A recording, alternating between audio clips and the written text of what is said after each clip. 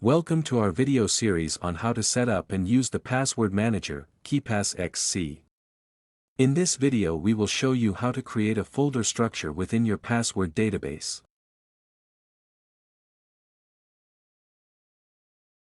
As soon as you have started KeePassXC and logged in, you will see an overview of your currently saved user accounts. On the left-hand side, you will see an overview of the existing groups. By default, a root group is created in each database. To create another group as a subgroup, select an existing group or folder with the right mouse button.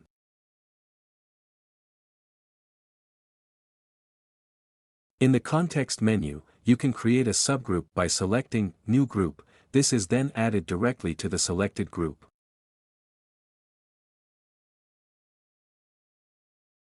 To create the group, all you have to do is give it a name. I will introduce you to all other features and setting options in more detail in other videos in this video series.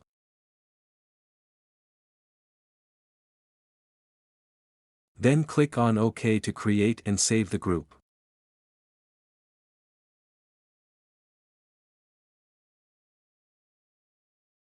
You will now see your current group structure on the left-hand side and can switch back and forth between the individual groups.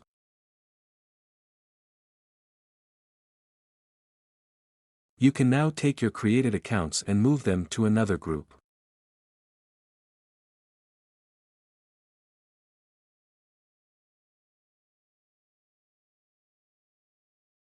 If you now switch to the other groups, you will now see the accounts that have been moved accordingly.